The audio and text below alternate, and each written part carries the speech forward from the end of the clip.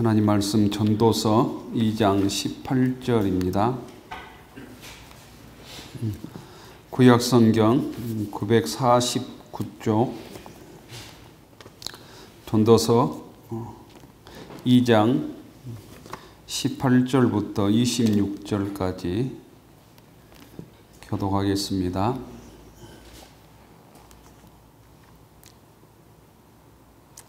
내가 해 아래에서 내가 한 모든 수고를 미워하였노니 이는 내 뒤를 이을 이에게 남겨주게 됨이라. 그 사람이 지을지 못할지라 누가 알려나는 내가 해 아래에서 내 지혜를 다하여 수고한 모든 결과를 그가 다 발휘하시니 그것도 헛되리라. 이러므로 내가 해 아래에서 한 모든 수고에 대하여 내가 내 마음에 실망하였도다. 어떤 사람은 그 지혜와 지식과 재주를 다하여 수고하였어도 그가 얻을 것을 수고하지 아니한 자에게 그의 수고는 넘겨지니 이것도 헛된 것이며 큰 아니오다. 사람이 해 아래에서 행하는 모든 수고와 마음에 애쓰는 것이 무슨 소득이 있으랴. 일평생에 기침하며 수고하는 것이 슬픈 뿐이라. 그의 마음이 밤에도 쉬지 못하나니 이것도 헛되도다. 사람이 먹고 마시며 수고하는 것보다 그의 마음을 더 기쁘게 하는 것은 없나니 내가 이것도 본즉 하나님의 손에서 나오는 것이로다. 먹고 즐기는 일을 누가 나보다 더해 보았으랴. 하나님은 그가 기뻐하시는 자에게는 지혜와 지식과 희락을 주시나 죄인에게는 노고를 주시고 그가 모아 쌓게 하사 하나님을 기뻐하는 자에게 그가 주게 하시니 이것도 헛되어 바람을 잡는 것이로다. 아멘.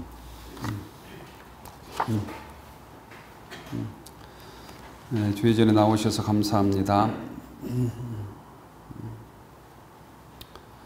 모든 부모는 자식이 부모보다는 우리 세상 말로는 잘 살기를 바라죠.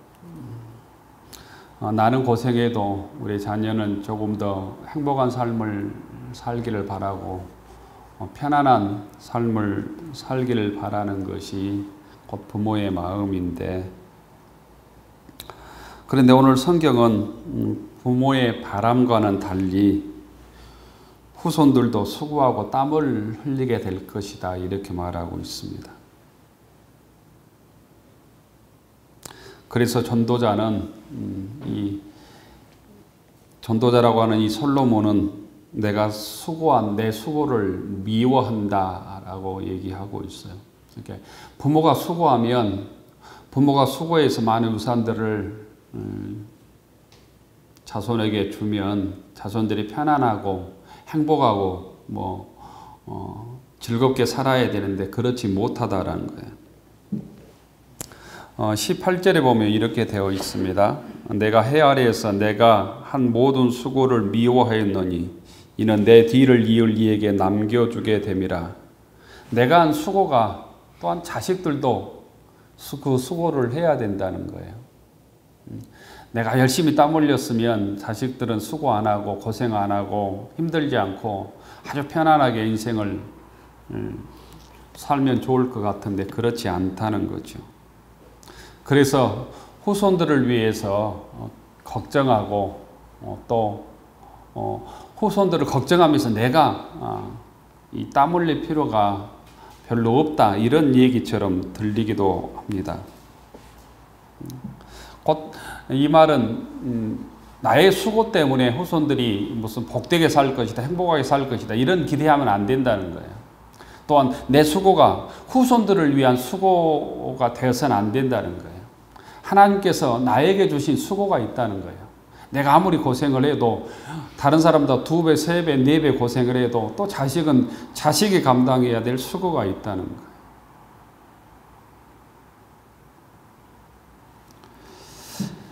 또 한 가지 얘기는 곧 부모 세대에는 애가 성공했어도 부모가 재물을 많이 모았어도 세상에서 성공한 사람이라고 세상 사람이 말해도 그 성공이 그 부가 자녀들에게 이어져서 자녀들이 성공하고 부하게 되고 행복하게 살지는 모른다는 거예요. 내 행복이 자녀들의 행복을 보장하지 못한다라는 거예요. 우리말에도 부자 3대 못 간다는 말이 있죠. 21절에 보면 이렇게 되어 있잖아요. 그래서 어떤 사람은 그 지혜와 지식과 재주를 다하여 수고하였어도 그가 얻은 것을 수고하지 아니한 자에게 그의 몫으로 넘겨주리니, 수고하지 않는 자가 누구예요? 자식이잖아요. 자식. 수고하지 않는 자에게 그 몫으로 넘겨주리니 이곳 헛된 것이며 큰 악이로다. 내가 많은 재물을 모으면 행복할 것처럼 생각되는데 그 재물을 내가 가지고 가지 못하다는, 그 재물이 내 행복을 보장해 주지 못한다, 이런 의미입니다. 또한 내가 후손들을 책임지지 못한다라는 거예요. 얼마 전에 국회의원 아들 중에 막 음주하고 막 경찰관 폭행해갖고 막 문제된 그 자식이 있었잖아요. 아주 사학 재벌의 아들이기도 하고 손자이기도 하죠. 그 청년이. 근데 내가 자식을 책임지지 못한다라는 거예요.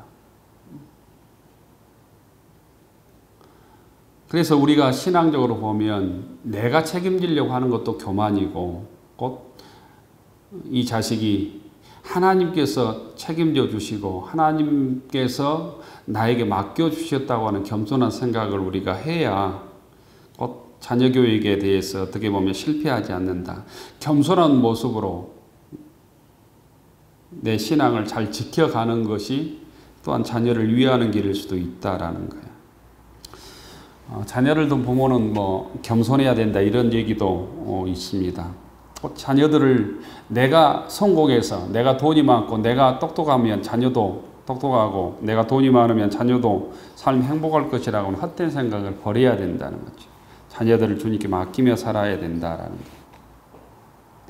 두 번째, 오늘 전도서 2장 18절부터 26절까지 교훈 중에서 이 하나님께 주신 재물을 어떻게 사용할 것이냐, 이 중요한 깨달음을 우리에게 알려주는데요.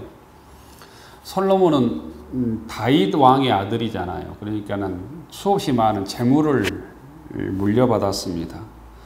자기 자신도 수없이 많은 부를 축적했습니다. 이스라엘에서 제일 소위 재벌 중에 재벌이 솔로몬인 것이죠. 가장 큰 권력도 쟁취할 뿐 아니라 가장 많은 돈도, 권력과 재물을 다 소유한 사람이 솔로몬이란 말이죠. 그런데 그것도 내 삶을 책임져 주지 못했다, 행복을 책임져 주지 못했다라고 고백한 거예요. 자기가 수고했지만 내 뒤에 이을 이에게 그 수고를 남겨주게 되었다, 18절에 얘기하고, 또 남겨주게 되는데 그 19절에 보면 그 자식이, 그 사람이 지혜자일지 우매자일지 누가 알랴마는 내가 헤아려서 내 지혜를 다하여 수고한 모든 결과를 그가 다 관리하게 되리니 이것도 헛되다, 이런 얘기했습니다.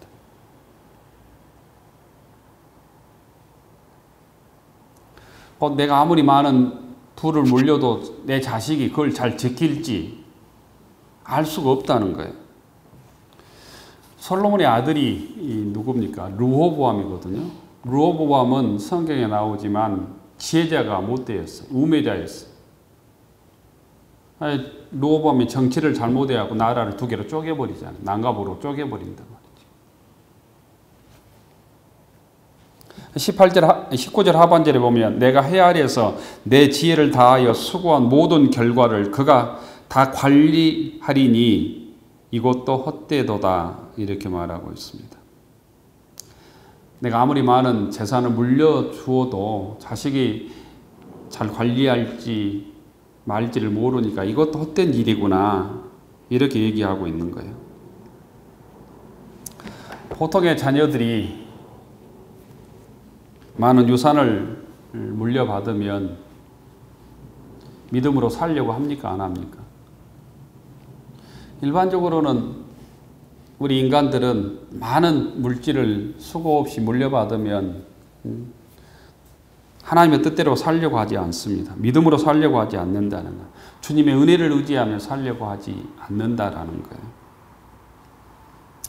그래서 하나님께서 나에게 주신, 여러분들에게 주신 이 유산이랄까, 모은 물질들을 바르게 사용할 수 있어야 하는 거죠. 우리들이 많은 물질이 없어서 어떻게 보면 신앙적으로 보면 또한 이 타락하지 않을 수 있는 조건이 되는지도 모르겠습니다. 뭐 자식에게 물려줄 유산들이 특별하게 많지 않잖아요. 그런데 하나님께서 우리에게 주신 것은 그 재물을, 유산을 자식에게 물려주라고 주신 것은 아니다는 거예요. 이걸 우리가 분명하게 좀 알아야 합니다. 하나님께 나에게 주신 물질은 내가 하나님의 뜻대로 잘 사용하고 그 물질을 통해서 주의 뜻을 이루어가고 하나님께 영광을 돌리기 위해서 하나님께서는 나에게 물질을 주신 것이지 자식에게 유산을 남겨주라고 물질을 주신 것이 아니다. 이게 신앙적인 관점이라는 것도 여러분이 꼭 다시 기억할 수 있기를 원합니다.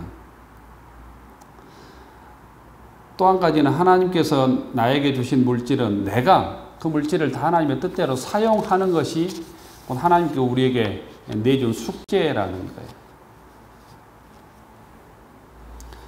그런데 보통 특히 우리 동양에서 우리나라 사람들은 나이가 들면 없던 욕심도 생겨서 한 푼이라도 자식에게 물려주려고 하는 본능들이 막 생겨나잖아요.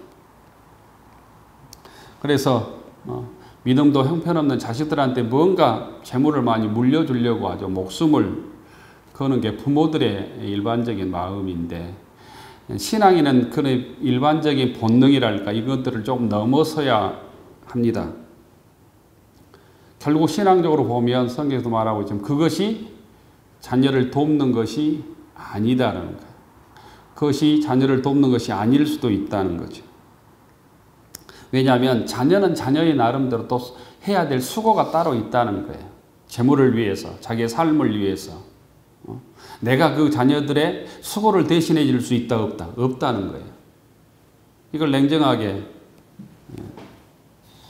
받아들여야 합니다.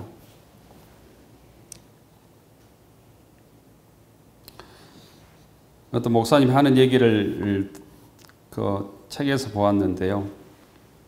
예수 잘 믿는 부모들은 대부분, 지금은 그런 부모들도 별로 없습니다.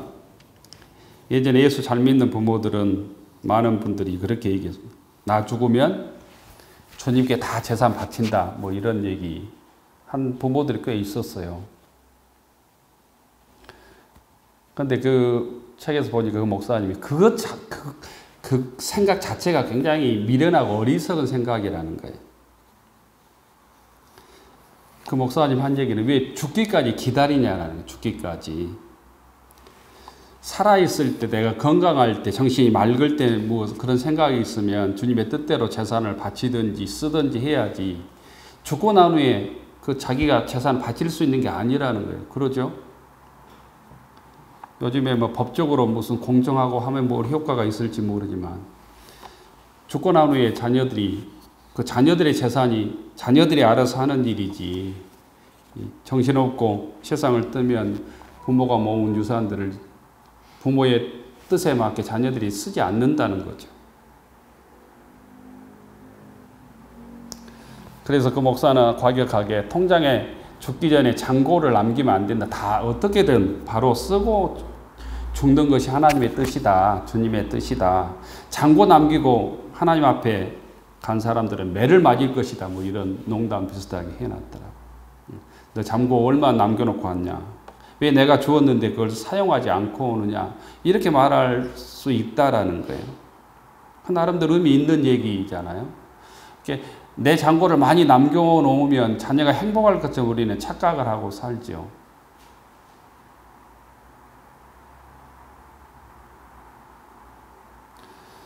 근데 죽고 난 다음에 내가 하나님께서 허락해 주신 이 물질이 어떻게 사용될지 누구도 모른다는 거예요.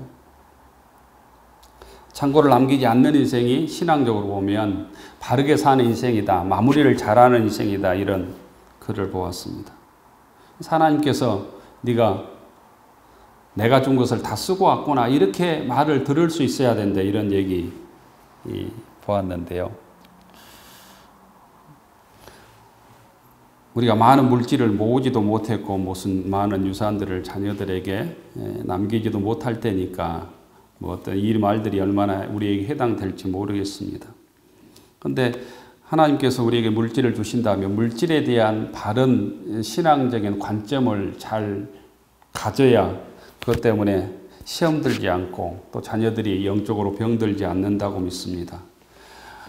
돈은 교환의 매개물이죠. 돈은 교환의 매개물이잖아요. 돈 자체는 그냥 단지 종이에 불과하죠. 배고플 때 돈을 먹을 수 있습니까? 배가 고프면 한 그릇에 음식이 쌀이 필요하지 돈이 필요한 게 아니에요. 우리 오지에서 있다면 그 섬을 다 채울 정도의 돈이 있어도 쌀이 없다면 그게 아무 의미가 없잖아요. 돈을 먹을 수가 없잖아요. 돈은 먹을 수가 없지만 교환의 매개물이기 때문에 그거 가지고 쌀도 사고 음식도 사고 빵도 살 수 있는 거죠. 돈이 혹한 추위에 돈이 우리 추위를 녹여줄 수 없잖아요. 하지만 그 돈으로 소기를 살 수도 있고 난로를 살 수도 있는 것 아니에요. 다른 말로 하면 돈이 의미 있게 쓰여질 때 그 가치를 발휘한다라는 거예요. 그 돈 자체가 어떤 생명을 살리는 건 아니라는 거죠. 돈이 쓰여질 때, 바로 사용될 때 그 능력을 드러낸다라는 거예요. 예수 믿는 사람들은 돈을 모으는 데도 중요하지만 어떻게 가치 있게 사용할 것이냐를 고민해야 된다는 겁니다. 많은 사람들이 시장에서 콩나물 500원 깎으려고 애를 쓰지만 엉뚱한 곳에는 몇 병 날리고 몇 천도 날리고 사기꾼에 속기도 하고 이런 일들이 의외로 많이 일어나잖아요. 그래서 돈을 사용하는데 믿음과 지혜가 필요하다는 의미입니다. 그래서 21절에 보면 지식과 재주를 다하여 수고했어도 그가 얻은 것을 수고하지 않는 그의 몫으로 넘겨주게 될 것이다. 그래서 모아둔 물질도 헛되게 된다. 이런 얘기하고 헛된 것이며 큰 악이로다 이런 얘기하고 있잖아요. 우리가 돈을 바로 쓰려고 해도 하나님께서 우리에게 물질을 허락하지 않으면 사용할 수 없죠. 근데 많은 물질을 주었어도 믿음이 없으면 주의 뜻대로 그 물질을 사용할 수 없게 된다는 거예요. 그러니까 아무리 많은 물질이 우리에게 하나님께서 주셨어도 우리에게 믿음과 하나님의 지혜가 있어야 주의 뜻대로 사용해서 주의 뜻을 드러낼 수 있다는 거죠. 하나님께서 우리에게 여러분들에게 물질을 주셨다면 그 물질을 바로 사용할 수 있는 또한 믿음과 지혜가 있기를 축원합니다. 어떻게 보면 목회도 많은 일 중에 하나는 우리 성도님들이 믿음으로 드린 헌금을 어떻게 사용하느냐가 굉장히 중요한 거예요. 헌금을 잘 사용하는 것이 목회의 한 부분이라는 거예요. 목회 담임 목사는 돈을 쓰는 사람이거든요. 돈을 사용해서 믿음의 일꾼을 키우고 복음을 전하고 하나님의 나라를 확장하는데 그 물질을 잘 사용하는 게 바른 교회에 꼭 이 재물이 사용돼야 될 것이라는 거예요. 한국 교회가 복음을 전하고 선교하는 데 물질도 많이 사용했지만 또 반대로 보면 과도하게 건물만 짓고 땅만 사는데 또 과도하게 물질을 사용해서 한국 사회에서 좋지 않는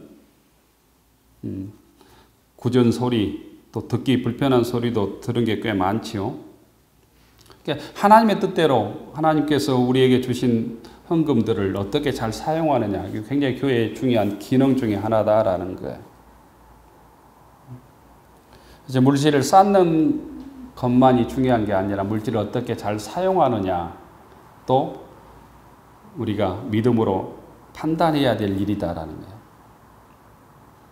그렇다면 하나님의 뜻이 무엇일까? 하나님의 뜻이 이 땅에서 물질을 남기는 것도 자식을 위해서 내가 대신 고생해서 자식 잘 살기를 바라는데 그것도 헛된 일이고 쓸모없는 일이다 라고 말하는데, 그러면 이 땅에서 우리가 살면서 어떻게 하나님의 뜻을 이루어갈까? 이 땅에서 사는데 하나님께서 어떻게 우리가 살기를 바라는가? 그건 한마디로 24절부터 26절까지 결론으로 얘기하고 있는데, 우리가 곧 기뻐하면서 행복하게 살기를 원하신다라는 거예요. 우리가 먹고 마시고 즐겁게 정말 행복하게 살기를 원하신다. 24절에 보면 사람이 먹고 마시며 수고하는 것보다 그의 마음을 더 기쁘게 하는 것이 없나니 내가 이것도 본즉 하나님의 손에서 나오는 것이로다, 이렇게 말하고 있습니다. 우리가 기뻐하면서 행복하게 살기를 원하시는데 그것이 또 주님께 주신 은혜다라는 거예요. 주님께 주시는 은혜다. 행복도 기쁘게 사는 것도 하나님께 주시는 것이다라는 거예요. 하나님의 선물이다라는 거예요. 곧 하나님께서 선물로 주신 것을 우리가 누리면서 행복하게 감사하며 기뻐하게 살아야 된다라는 거죠. 곧 이것이 우리 세상 말로는 그걸 복이라고 얘기하는 거죠. 복. 우리가 복을 받았다. 하나님 주신 것을 우리가 누릴 때 복을 받았다고 얘기하는 거예요. 그러니까 복을 받을 때 우리는 행복해진다라는 거예요. 우리는 작은 것이라도 누군가로부터 어떤 작은 선물이라도 받으면 마음이 행복하잖아요. 그런데 하나님으로부터 우리가 주신 것을 진정 받고 그것을 누리면 우리의 삶이 행복해진다라는 거예요. 반대로 무언가를 잃어버리면 불행의 감정을 느끼죠. 무언가를 잃어버리면. 그래서 이 땅에서 가장 슬픈 감정은 곧 부모를 잃거나 자식을 잃거나 부부, 아내를 잃거나 남편을 잃을 때란 말이죠. 그런데 행복에, 하나님 없이 행복해지려고 하는 것은 바람을 잡는 것처럼 헛된 일이다라는 거예요. 끊임없이 불행만 맛보게 된다라는 거예요. 헛됨만 맛보게 된다는 거예요. 하나님 없이 이 땅에서 행복해지려고 하는 생각 자체가 어떤 모습을 살아도 불행할 수밖에 없다는 거예요. 잃어버린 것을 경험할 수밖에 없다는 거예요. 내가 수고해서도 쓸모가 없구나. 건강도 잃구나. 자식도 내 뜻대로 되지 않구나. 재물도 언젠가는 사라지구나. 이런 곧 잃어버림만 경험하게 된다는 거예요. 그래서 하나님께서는 하나님께 주신 것을 기쁘게 누리는 자에게 하나님께서 지혜도 주시고 지식도 주시고 희락도 주신다고 오늘 26절에 말씀하고 있습니다. 25절에 보면 먹고 즐기는 일을 누가 나보다 더 해보았으랴. 솔로몬보다 먹고 마시고 즐기는 일, 부귀영화를 누리는 일을 더 해본 사람이 없다는 거예요. 하나님의 선물을 받는 것도 중요하지만 하나님이 주신 선물을 잘 누리는 것이 이 땅에서 우리가 가장 주의 뜻을 이루어가며 사는 일이다. 우리가 이 땅에서 하나님께 주신 은혜를 잘 누리는 것, 그것이 행복하게 사는 것, 이거 하나님께서 원하시는 일이다라는 것.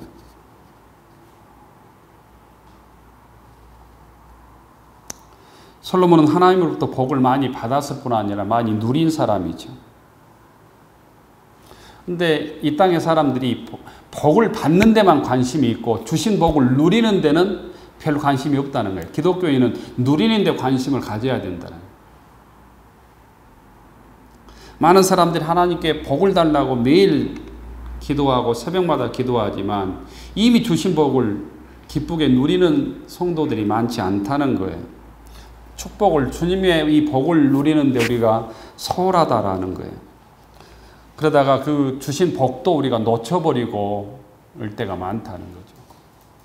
왜냐하면 우리의 삶은 때가 있기 때문입니다. 잃어버린 하나님의 복을 우리가 이 감사의 계절에 좀 잘 돌아보면 좋을 것 같아요.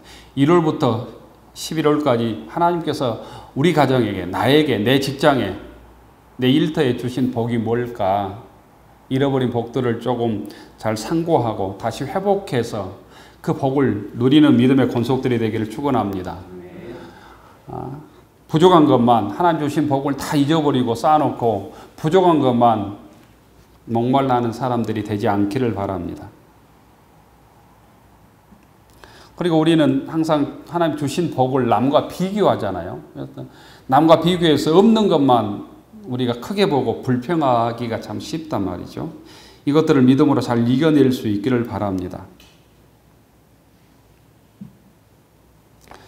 미국의 역사상 최고의 부자는 지금도 그 기록이 깨지지 않았다고 그러는데요. 그 석유왕으로 불리는 록펠러라고 그러네요. 록펠러. 록펠러가 지금 돈으로 얘기하면 빌 게이츠의 한 3배 정도의 부를 가지고 있었다라고 얘기하고요. 보니까 1839년에 태어나서 1937년 98세를 살았어요. 아주 장수를 한 거죠.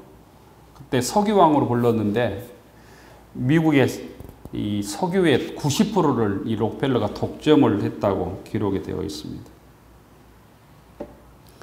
43살 때 회사의 사장이 되어서 10년간 세계적인 가장 큰 부자가 되었다는 거예요. 그런데 이 43살 이후에 온갖 부를 이루었는데 몸이 약해지고 또 피부병, 이게 악성 피부병 때문에 많은 고생을 했다고 그래요. 그리고 소위 머리도 빠져서 아주 고생을 했답니다. 그래서 이 불면증, 불안 이것 때문에 24시간 경호원들을 두고 살았다고 합니다. 그래서 나중에는 아주 심한 우울증으로 고생을 했다고 그래요.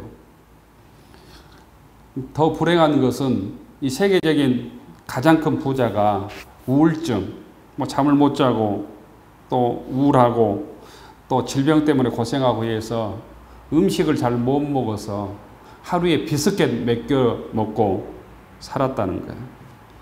그래서 의사들은 이렇게 살면 5년을 못 넘깁니다. 이렇게 충고를 했답니다. 그래서 록펠러가 목사님을 찾아가서 상담을 했다고 그래요. 목사님께서 이렇게 록펠러에게 조언을 했답니다. 지금까지 돈 버는 일하고 잠을 못 자고 스트레스를 받고 그래서 정신도 약해지고 몸도 약해졌으니까 이제부터는 그 많은 재물을, 돈을 남을 베푸는 데 사용하십시오. 그러면서 그 목사님이 얼마나 많은 돈을 버느냐가 중요하지만 그보다 더 중요한 것은 얼마나 가치 있게 쓰느냐가 중요합니다. 돈을 버는 것은 기술이고 돈을 쓰는 것은 예술입니다. 이 얘기를 했다는 거예요.